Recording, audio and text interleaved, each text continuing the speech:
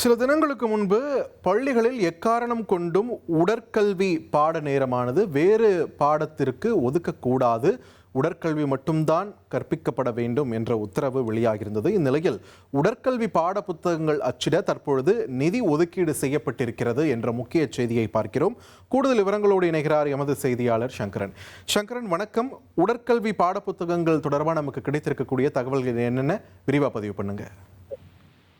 வணக்கம் பார்த்திபன். நீங்க சொன்ன மாதிரி ஏற்கனவே பள்ளிக்கல்வி இயக்குனர் கண்ணப்பன் ஒரு சுற்றறிக்கையை அனுப்பி இருந்தார். அதுல உடற்கல்விக்கு முக்கியத்துவம் கொடுக்கப்படும் அப்படின்னும், மற்ற முக்கிய பாடங்கள் வகுப்புகள் இருக்கிற மாதிரி உடற்கல்விக்கும் கண்டிப்பா அந்த பீரியட் உண்டு, அந்த உடற்கல்வி வகுப்புகள் எடுக்கணும் அப்படின்னு அதுல சொல்லி இருந்தாரு. அது மட்டும் இல்லாம உடற்கல்வி ஆசிரியர்கள் இல்லாத பள்ளிகள்ல உடற்கல்வி ஆசிரியர்கள் நியமனம் செய்யப்பட இருப்பதாகவும் அந்த சுற்றறிக்கையில இயக்குனர் தெரிவிச்சிருந்தார்.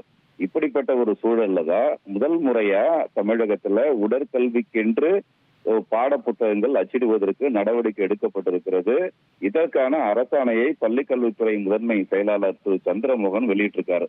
அந்த அரசாணையில தமிழ்நாடு அரசு மற்றும் அரசு நிதி உதவி பெறும் பள்ளிகளுக்கு 58,985 பள்ளிகள் இருக்குன்னு, இந்த பள்ளிகள்ல 1லிருந்து 12ஆம் வகுப்பு வரையுமே படிக்கக்கூடிய மாணவர்களுக்கு உடற்கல்வி பாட புத்தகங்கள் அமலுக்கு வருது. இதற்கான உத்தரவு அந்த அரசாணையில வெளியிடப்பட்டிருக்கு. அதன்படி இந்த 1 முதல் 12ஆம் வகுப்பு வரையான மாணவர்களுக்கு இந்த விளையாட்டு உடற்கல்விக்கான பாட புத்தகங்கள் அச்சிடப்படும் என்று தெரிவிக்கப்பட்டிருக்கிறது.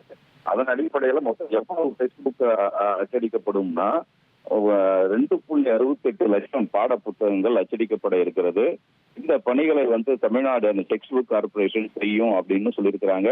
இதற்காக 1,93,00,000 ரூபாய் நிதி ஒதுக்கீடு செய்தும் அந்த அரசாணையில உத்தரவு பிறப்பிக்கப்பட்டிருக்கு.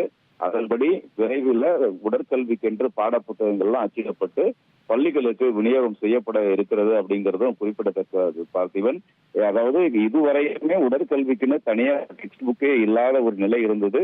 முதல் முறையா இப்பதான் இந்த உடற்கல்விக்கென்று பாட புத்தகங்கள் அச்சிடுவதற்கு உத்தரவு பிறப்பிக்கப்பட்டிருக்கிறது, நிதி ஒதுக்கீடும் செய்யப்பட்டிருக்கிறது அப்படிங்கிறது குறிப்பிடத்தக்கது பார்த்திபன்.